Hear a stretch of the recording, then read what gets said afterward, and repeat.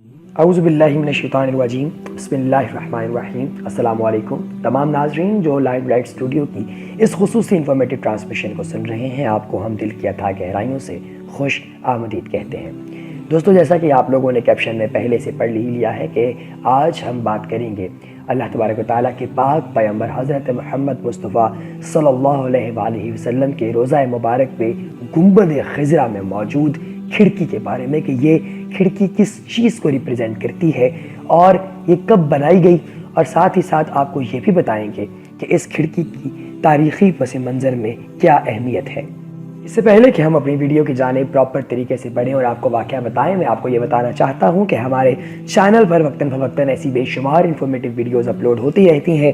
ان تمام ویڈیوز سے بہرہ مند ہونے کے لیے، ان سے فائدہ اٹھانے کے لیے ابھی کے ابھی ہمارے چینل کو سبسکرائب کیجئے، اور اس چینل کو سبسکرائب کرنے سے آپ ہماری آنے والی ویڈیوز کی تمام اپڈیٹس حاصل کر سکتے ہیں۔ لیکن آپ کو اس کے لیے ایک چھوٹا سا کام اور کرنا ہوگا کہ آپ نے بیل آئیکن کو دبا کر اپڈیٹس بھی آن کر لینی ہے۔ ناظرین، کچھ لوگوں کا خیال ہے کہ قبر رسول صلی اللہ علیہ وآلہ وسلم پر موجود گنبد خضرا کے اوپر ایک کھڑکی ہے، اور یہ کھڑکی حضرت عائشہ صدیقہ رضی اللہ تعالی عنہما کے کہنے پر صحابہ کرام نے اس وقت کھولی تھی جب ایک دفعہ مدینہ میں قحط ہو گیا تھا۔ اچھا، اب آپ نے اس پوری ویڈیو کو اینڈ تک لازمی دیکھنا ہے تاکہ آپ جان سکیں کہ یہ قحط کب ہوا، کیسے ہوا، اور یہ قحط ختم کیسے ہوا۔ جب ایک دفعہ مدینہ میں قحط ہو گیا تھا تو یہ قحط ختم کرنے کے لیے حضرت عائشہ صدیقہ رضی اللہ تعالیٰ عنہ کے حکم پر یہ کھڑکی بنائی گئی۔ اس واقعے میں پیش آنے والی جو روایت ہے وہ ہم آپ کے سامنے پیش کرتے ہیں، جس کا ترجمہ ہم آپ کو بتائیں گے کہ اوس بن عبداللہ حضرت اوس بن عبداللہ رضی اللہ تعالیٰ عنہ فرماتے ہیں کہ اہل مدینہ شدید قحط میں مبتلا ہو گئے تو حضرت عائشہ صدیقہ رضی اللہ تعالیٰ عنہ سے جا کر یہ حالت بیان کی۔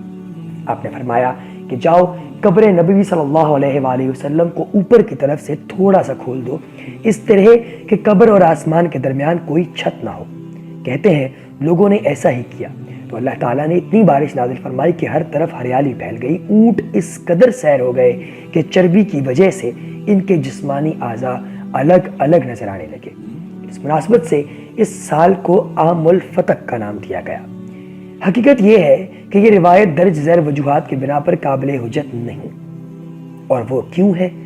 مذکورہ روایت کی سند کے بارے میں محدثین اور فن رجال کے علماء کی رائے یہ ہے کہ ضعیف حدیث ہے، کیونکہ اس کی یہ ضعیف، ہم کو حدیث نہیں کہہ سکتے کیونکہ یہ ایک جرنل روایت ہے۔ اس کی سند میں موجود ایک راوی سعید بن زید کے بارے میں علماء کی آراء یوں ہے کہ حافظ ابن حجر زبان کا سچا تھا لیکن وہم میں مبتلا ہو جاتا تھا۔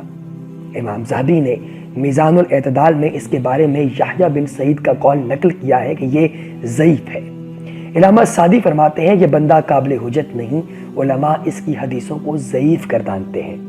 امام نسائی کا کہنا ہے کہ یہ قوی نہیں، اس لیے علامہ البانی نے بھی اس حدیث کو ضعیف کہا ہے۔ تو یہ کہ ایک دوسرے راوی ابو نعمان جس کا نام محمد بن الفضل ہے، اگرچہ سکا راوی ہیں مگر آخری عمر میں اختلاط کا شکار ہوئے تھا، یعنی ضعف حافظہ کے سبب آخری عمر میں صحیح و ضعیف کو مکس کر کے بیان کر دیا کرتے تھے۔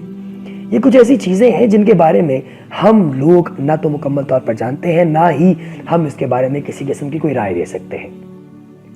رسول صلی اللہ علیہ وآلہ وسلم کے اوپر موجود کھڑکی کے متعلق چند سال پہلے ایک بنیاد قسم کی تحریر منظر عام پر آئی تھی۔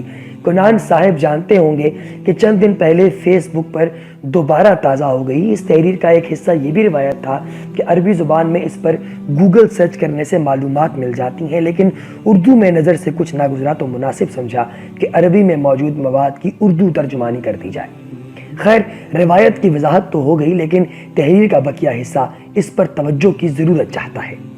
ہم آپ کو بتانے جا رہے ہیں کہ تحقیق کرنے کی ضرورت ہے کہ روضہ رسول صلی اللہ علیہ وآلہ وسلم پر موجودہ کھڑکی کب وجود میں آئی اور اس کا مقصد کیا ہے، بلکہ اس سے پہلے بھی یہ جاننے کی ضرورت ہے کہ کیا وہ کھڑکی ہی ہے یا کچھ اور ہے، یہ وسیلہ کیا ہے اور کن سے مانگنا جائز ہے۔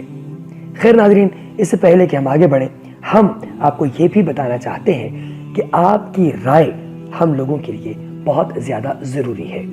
آپ جو بھی رائے اس ویڈیو کے بارے میں دینا چاہیں وہ رائے آپ نیچے کمنٹ سیکشن میں ضرور تحریر کیجئے گا، تاکہ ہم آپ کی رائے کو ساری دنیا تک پہنچا سکیں اور لوگ جان سکیں کہ واقعتاً آپ کیا سوچتے ہیں۔ ناظرین آگے بڑھنے سے پہلے میں آپ تمام احباب کو یہ پوچھنا چاہتا ہوں کہ کیا آپ اس واقعے پر یقین رکھتے ہیں اور آپ یہ جو روایت ہے اس کو سچائی کے پلڑے میں تولتے ہیں؟ اگر تو ایسا ہے تو کمنٹ سیکشن میں آپ اپنی رائے کو ضرور تحریر کیجیے گا تاکہ وہ ہم تک پہنچ سکے. ہمیں آپ کی رائے کا انتظار رہے گا، اور اگر آپ نے ابھی تک ہمارے چینل کو سبسکرائب نہیں کیا تو فوری طور پر چینل کو سبسکرائب کیجیے اور ہماری آنے والی ویڈیوز سے باخبر رہیے. اللہ تبارک و تعالیٰ آپ کا اور ہمارا حامی و ناصر ہو. آپ کی سماعتوں کا بے حد شکریہ. السلام علیکم.